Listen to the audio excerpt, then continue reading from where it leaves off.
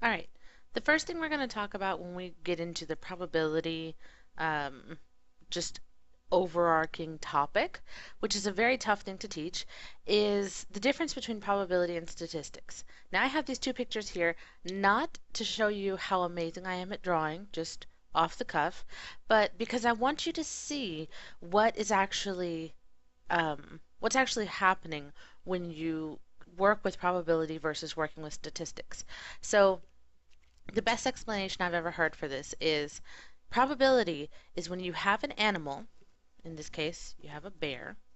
That's supposed to be an arrow.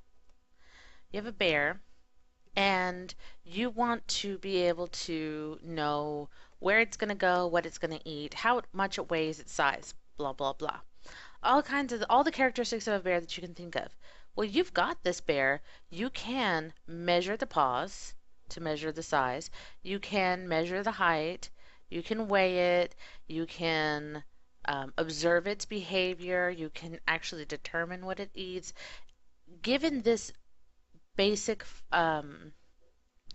image or basic introduction to a topic, you can move forward and make guesses about what's actually going to happen. Whereas statistics, you're given one paw print and you don't even know that it's a bear. You just have to measure the size of the paw print and compare that with what you already know and work backwards and say, with an animal like this, or with a paw print like this, what animals are we talking about? What what created this specific print in this specific spot, and you have to make analyses. So you are working basically here, you're working in one direction. You're working from the bear to the information, whereas statistics, you are working from the information to find the bear. It's covering the same topics, but with very different approaches. And this kind of top down, bottom up approach is a comparison in most topics. So for anybody who has taken anything relating to calculus, this would be a derivative where you're given the function and you need to simplify it, whereas statistics would be the integral where you are given the simplified version, you have to find the larger version from that. So I just wanted to give you guys that basic introduction before actually going into the topic today. All right, rather than have you watch me write all this out, I've got some information here for you. The biggest thing you need to think about is what is probability? So that is actually a very general topic. It's how likely is something to happen, or how likely something is to happen. So you're not sure and you're making a guess based on what you know. And the most basic example that anyone ever uses when they talk about probability is flipping a coin. So you know that there are only two options, two possible outcomes, heads or tails. And from this, we actually can start talking about some of the definitions that you need to know. So let me try and see if I can't change my color just to mark that we are doing some definitions. Flipping a coin, that is an event.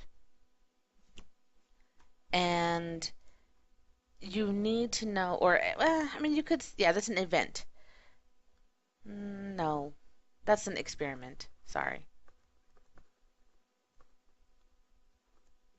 Whereas heads and tails, those are the events that could happen, or our possible outcomes in this case.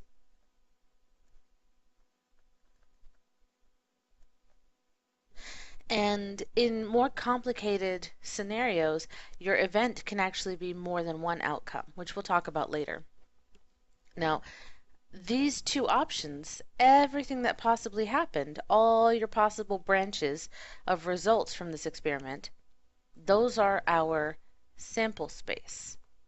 Your sample space, if you'll remember some terminology from Math Concepts 1, where we had to talk about the Venn diagrams, we called the whole set of results, the universal space, the sample space is kind of like the universal, okay, in that it is all possible results. In this case, heads and tails. Now, I'm saying experiment, but that is a little bit loaded because we haven't actually done any experiments yet. So let me clear off my page real quick. And we'll talk about experiments.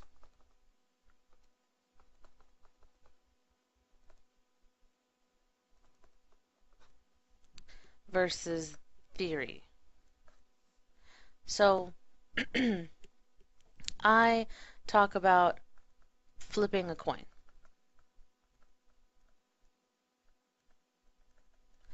as a possibility. I will flip a coin. So it will happen. Whereas I present you with a chart and I have flipped, I forgot the L in there. I have flipped a coin, let's say 7 times, I don't know. And I give you all the results. Or I tell you to do this, you will flip the coins and record the results. That is an experiment, whereas the theory, where you never actually flip the coin and you're just talking about the possible outcomes, that is a theoretical probability. So theoretical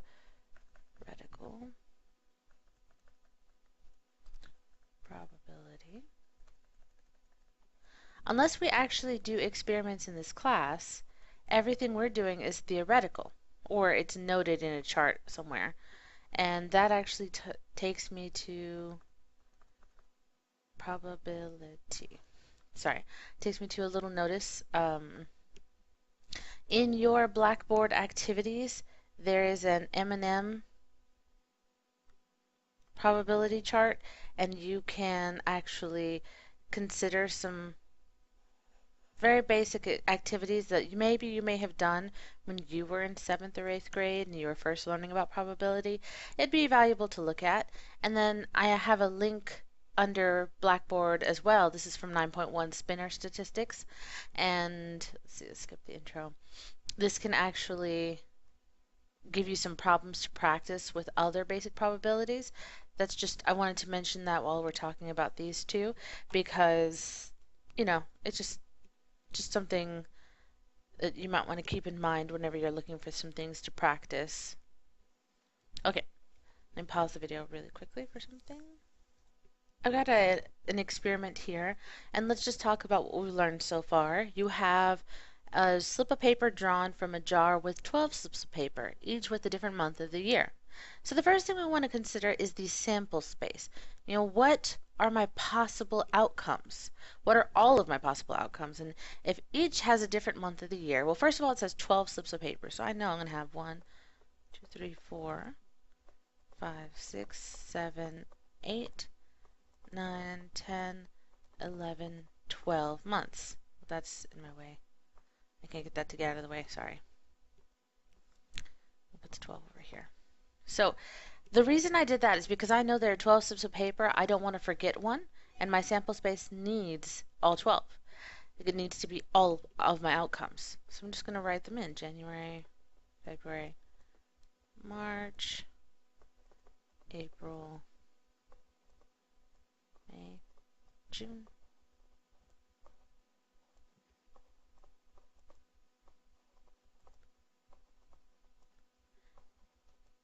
Okay, I have all 12 of my months written in. That is my sample space. Now, they actually want us to define some of those events, which I mentioned before had different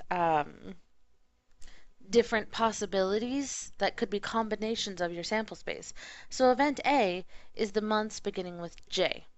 Oh, I see January. And I'm just going to go down the line. June, July, and that's it. That's event A. It has 3 items in it.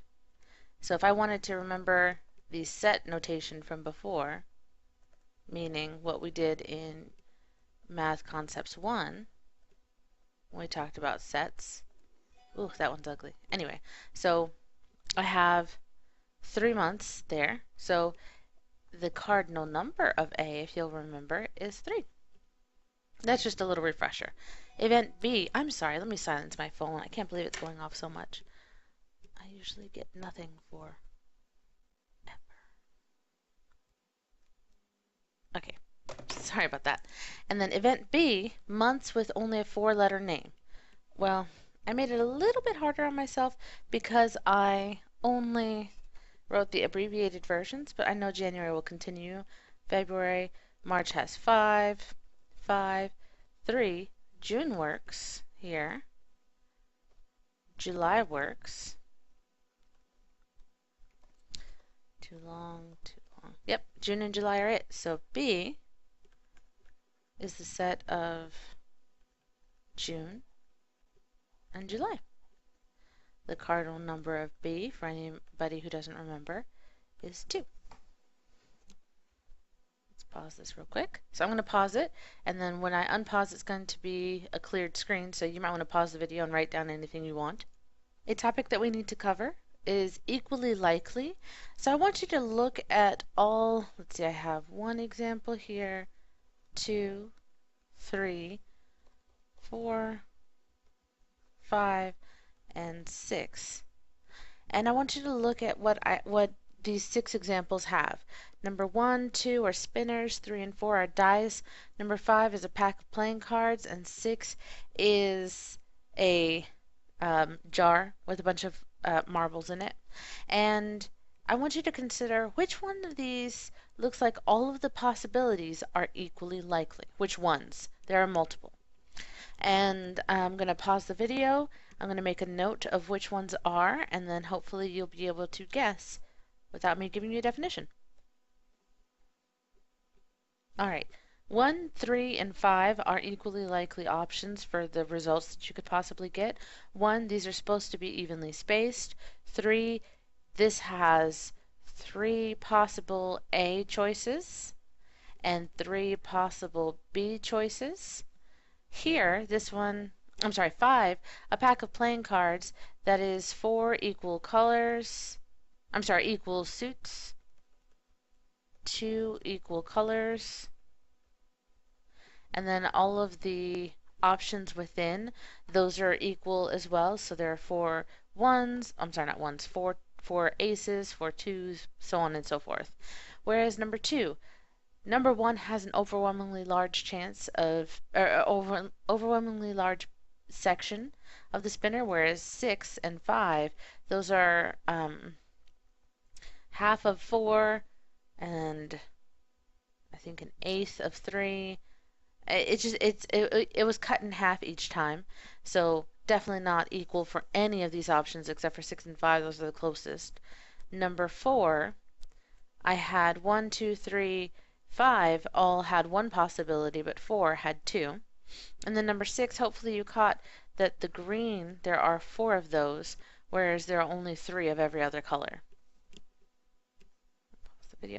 So the reason I want you to think about this is because I want you to consider those sample spaces. So if I had made a sample space for number 1, my universal set essentially, I have 1, 2, 3, all the way up to 8. But for number 2, my universal set, if I put a 1 in here and then a 2, this one has twice as much chance than compared to 2 of being chosen or being hit by the spinner, but the universal set doesn't show that. So if your universal set has equally likely options, it is called uniform sample space. And hopefully the terminology makes that easy to remember. It's uniform because they're all the same possible amount, probable value. Whereas some of these, those are not uniform. For this next topic, And unfortunately, probability is a lot of separate topics until you start working with examples. But anyway, we're talking about the law of large numbers, which even people who haven't really learned probability have a basic idea when it comes to this topic. So I have two websites here that I think would be valuable for you to look at. The first is well, not the first. The first is actually what we call an applet, which means it's interactive. Um, and so let's see, I'm going to change the number of tosses here for to 200. And what this thing is going to do is when I click toss, it's going to make a graph for the proportion of heads, meaning, you know, what fraction of the tosses have gotten heads so far, and then it'll just keep tossing the coin until we for 200 times, and it'll show us the graph of the proportions. And I'm not sure why it says probability of heads. I think the probability should be 50 because it's a fair coin. Um, it says show true probability because we know the true probability of heads is 50%. And so it's going to toss, and so you'll notice it's tossing it over and over and over again. And notice that the proportion of heads to tails at this point, it's not exactly 50%. It kind of tapered off and did this weird dropping down below the line, but it's very, very close to 50% there. And in fact, the proportion of heads here is 0.47, tails is 0.53. That rounds off to 0.5. That rounds off to 0.5. Now, if I did this again with much less tosses, let's toss again. Oh no, you know what? Reset. Now let's toss it. It's pretty different. And when I say pretty different, I mean the graph is quite different. So we had and it actually shows you how many you have up here. We had heads and tails pretty evenly split here. Let's try an even smaller amount. Yeah, so in this case it's 60-40. Let's do it again. 60-40 again. I'm worried that this tool might actually be a little false. Yeah. Well, I liked it for the image it created. Okay, 80-20. Right now, 4 out of 5. That's pretty reasonable. Let's go with the 200 again. Whoops. Well, that's actually adding those original 5, so it should have 205 at the end.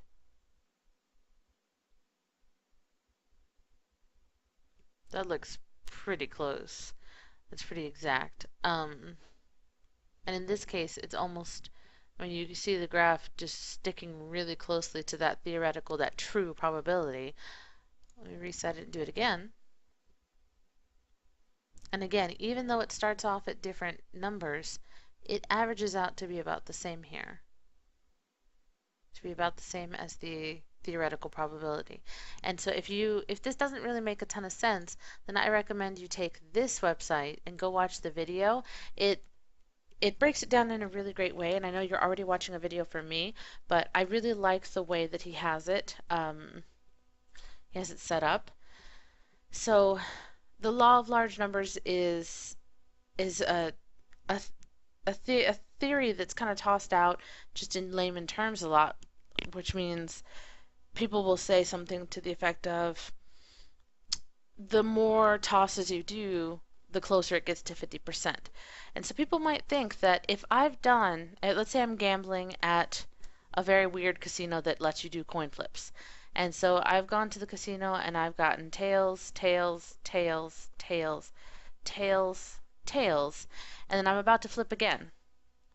And I tell myself, okay, the law of large numbers tells me that these tails means that my very next flip has to be heads because I've had too many tails. It's got to even out, and the odds are always gonna bounce back.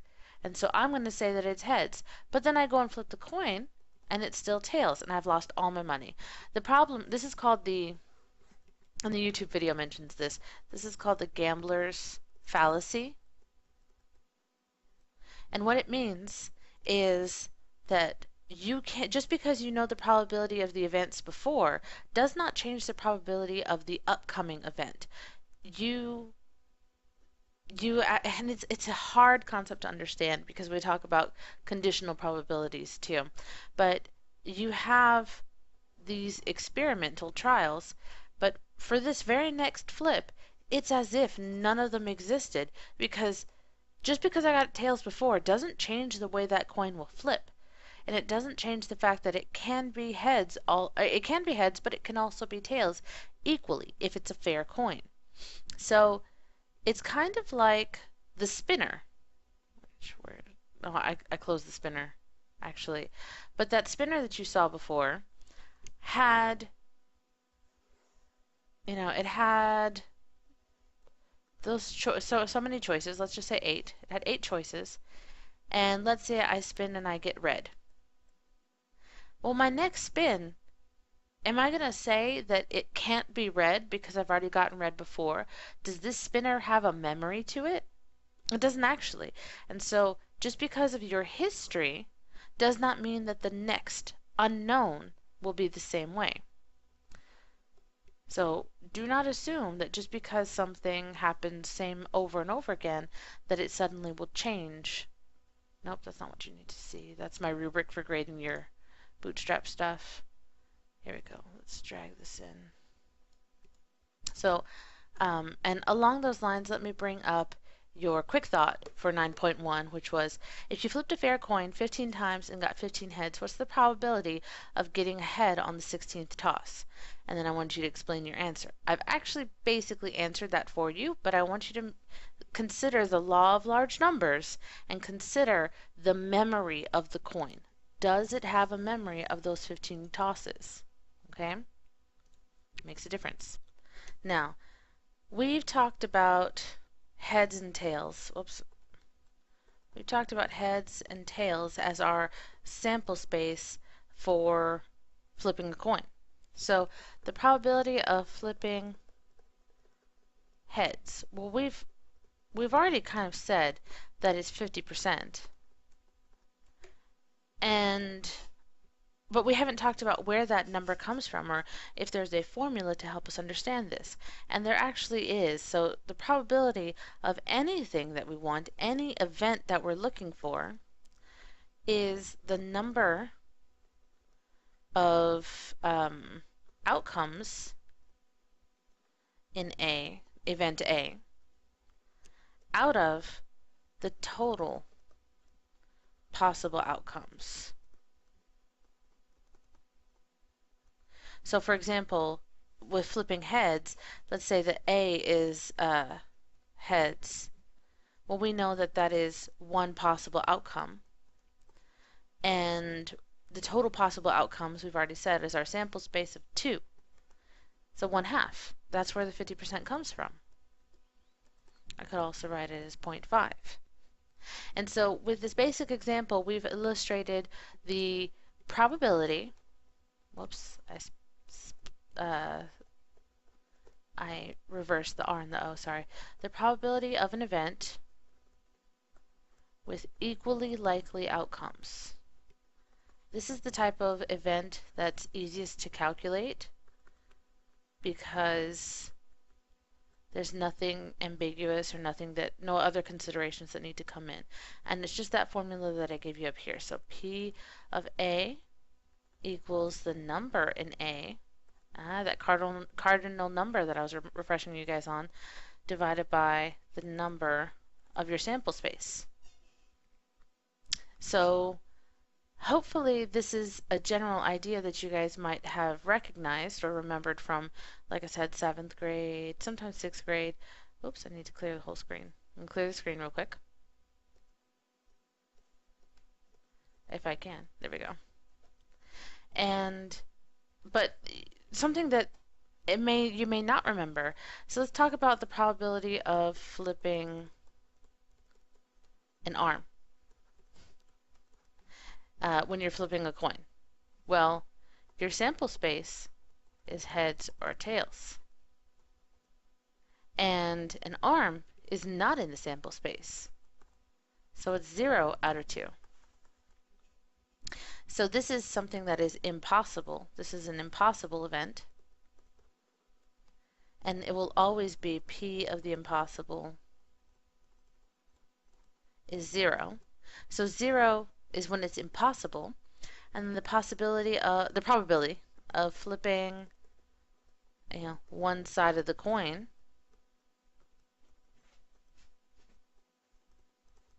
well, there are two sides of the coin out of two possible events. Well, that's 1 or 100%. So your probability of a certain event,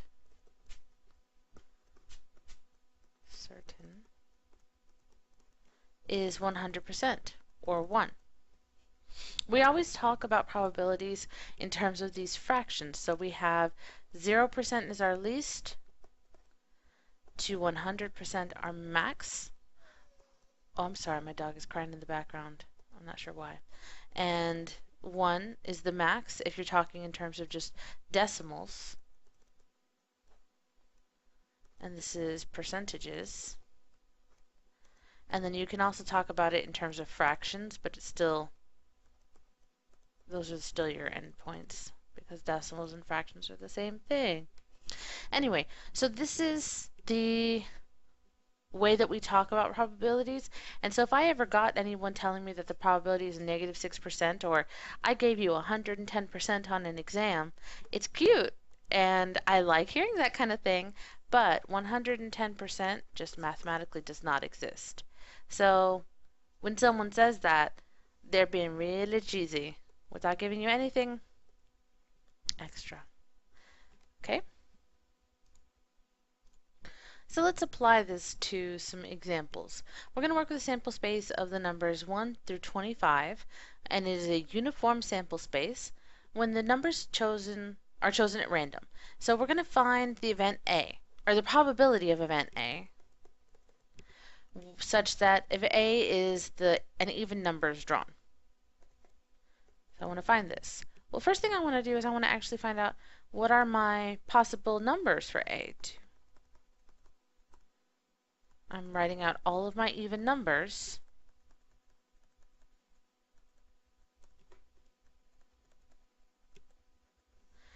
And that tells me that the number for A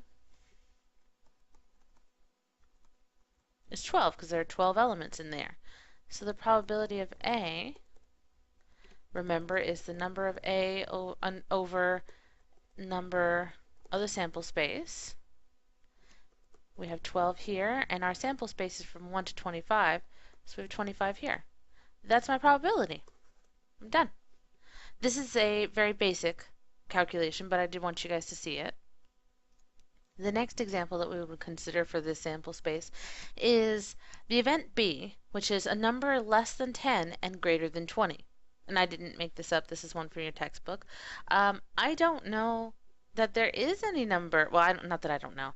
There is not a number that is less than 10. So if I look at a number line, here's 10, here's 20. There's not a number that is here and here, greater than 20. So this does not have any elements. It is the empty set. So I would write it like that, or I could actually use my empty set symbol from Math Concepts 1. Hopefully we remember this, which means that the number of elements in B is 0. There's nothing there. So the probability of B, number of B all over the number of our sample space, is 0 out of 25 or 0. This is an impossible event because it's an impossible number. Give you guys a second to get that. Well, get that down. Pause it. I can't get this stupid thing to work. Oh my gosh. Okay. We're still working with that same sample space. I just didn't realize it when I clicked clear the whole page. So let's talk about C, which is a number less than, hopefully you guys have guessed it, 26 is drawn. And C is actually the same as our sample set space because that's all the numbers that are less than 26. So C, well, the number of C is 25. So P of C equals the number of C all over the number of S, and that's 25 over 25, or 1. This is a certain event. All right, I'm going to leave this up for like 3 seconds, and then I'm going to I'm going to pause the video, unfreeze the video, and then hopefully you have answered this with the correct answers. So try these two out, and then I'll show you my answers. Here are the answers. I first found my elements of each sample space, or of each event, and then took the cardinal number from each event, and then I put them into the formula. Hopefully you guys were able to find the prime numbers and find that 2 is the only even and prime number. A very common mistake that I would see for a problem like event E's probability is that they'd see 2, and so people would put number of E equals 2, and then they'd have 2 out of 25 instead. They're just mixing up the numbers because there's only 1 here. But no, there's only 1 element, and so it's 1 out of 25. Just watch out for that. All right, so I've got one example that doesn't show up in your textbook in this section, and it's a Venn diagram with the number of elements in each set. So here is the set A, and notice that for set A, I am circling the entire circle. Here's the set B, and then we have some probabilities that I want to calculate. But first we need to do the cardinal numbers. Now I don't have anything else out here, so that means that my universal set is all of the elements that are in here, which is 5 plus 3 plus 6, or 14. We did, yeah, 14. And then A is everything in the circle A, just 8, not 5. And then B is everything in the circle B, which is 9, not 6. So the probability of A is, of course, the number of A over the number of U, which is 8 out of 14. Or, see if I simplify this, that would be 4 out of 7. The probability of B, similarly, number of B over number of U, and that is 9 over 14, which I don't believe simplifies, so we're good there. Then A intersect B. So if I'm looking at this Venn diagram, the part where A intersects with B is this right here. That's 3. So I should have done the number of A intersect B. We have is 3. The number of A union B, meaning all of the elements that they have without the overlap. Well, all of the elements that they have, we have 5, we have 6, and we also have to have the part where it includes both. That's 3. That's 14. We'll talk about that in a second anyway. So I have 3 out of 14 for my intersection. That's as simplified as it gets. And then A union B, that's 14 out of 14, which is 1. The probability of the union, well, that's everything in the set. That's why it's definitely going to be from there. And if you don't remember intersection and union from Math Concepts 1, or you just haven't done that part yet, take a look at Chapter 2 in your textbook if you want to refresh yourself. So this is just more practice with probabilities, trying to relate back to what you've already learned. Pause the video really quickly. To demonstrate the next topic, which is mutually exclusive events, I've got the definition up there. No events in common, or elements in common, meaning that the intersection of A and B is disjoint. It's the empty set. And then I gave you an example here. We've got a spinner where it's badly drawn, but I need you to note that they are equally likely events. And then we have all the sample space written out, and then I picked 2 different events here. A is the number 0, 1, 2, 3, or 4 on the spinner, and then B is 5 or 7. So I want you to consider, is there any overlap between A and B? Is there any possibility that when A occurs, B occurs too, or vice versa? Bless you. So if there's any overlap, then they are not mutually exclusive. But if there's not overlap, then they are mutually exclusive. And the name should try and share that, explain that to you. It's they both exclude each other. That's what the definition is trying to show you. Along the same lines of this topic, you have a deck of cards, and let's say that event A is drawing a queen and event B is drawing a 7. Then what is the probability of drawing A or B, meaning probability of drawing a queen or a 7? Sorry, my handwriting is getting worse. So what's the probability of drawing these things? And hopefully you can tell that a queen is not going to have any cards in common with the 7. And so these two pieces are mutually exclusive. And so if we're trying to find the probability of drawing an A or a 7, then all you would do is you'd find the probability of A plus the probability of B. Because think about it, the probability of A or B, well, that's how many queens are there? There are 4 queens out of 52 cards, and then there are 4 sevens out of 52 cards. So you have 8 possible cards that you could draw in this scenario out of 52. You would do 4 out of 52 plus 4 out of 52, and that would equal the 8 out of 52 that is your probability. And you can simplify this, of course. That would be 4 out of, I don't even know. I'm just not going to try and guess because my brain is kind of fried right now. See, so it goes in 2 times. Oh my god, my dog just jumped on the couch. Yeah, that can still be simplified. So I divide that by 2. Yeah, there's my probability, 2 out of 13. So mutually exclusive just tells you that you can add together the two probabilities without any worries. But let's say I was doing something a little different. Let's say I wanted to find the probability of, sorry, I'm just trying to clear this off quickly, the probability of drawing a red or a queen. So the probability of a red or a queen.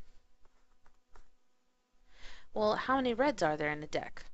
That's half of the deck, so 26 out of 52. And then how many queens are there? There are 4 out of 52. But we need to remember something. This 26 includes 2 queens. And this 4 includes those same 2 queens. There is an overlap, and so if I put this together, I am counting those 2 queens twice. So to find my probability, sorry, I didn't mean to do that little random mark. So to find my probability, I need to do the probability of the red and the probability of the queen minus, so let me mark down that this is non-mutually exclusive.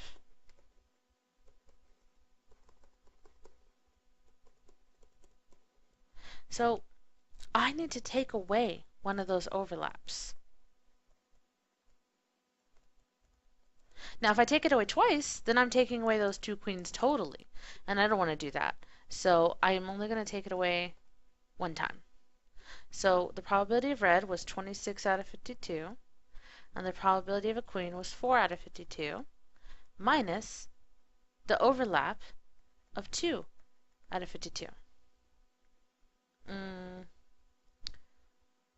I subtracting the overlap? Yes. Yeah. So if I were looking at a Venn diagram here,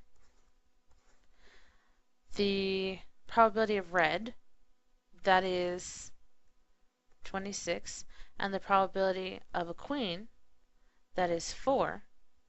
But I wouldn't put down 26. I would put down 24 and 2.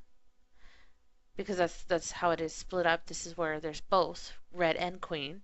And then I put 2 more here. Hopefully you guys see that what I have done is I have spread the overlap into the middle once and then taken it away so that way there's not extra written in here. So my new probability is 26 plus 4, that's 30 minus 2, or 28 out of 52, and then the simplified number. Rather than waste time with the video, I'm not going to write that down.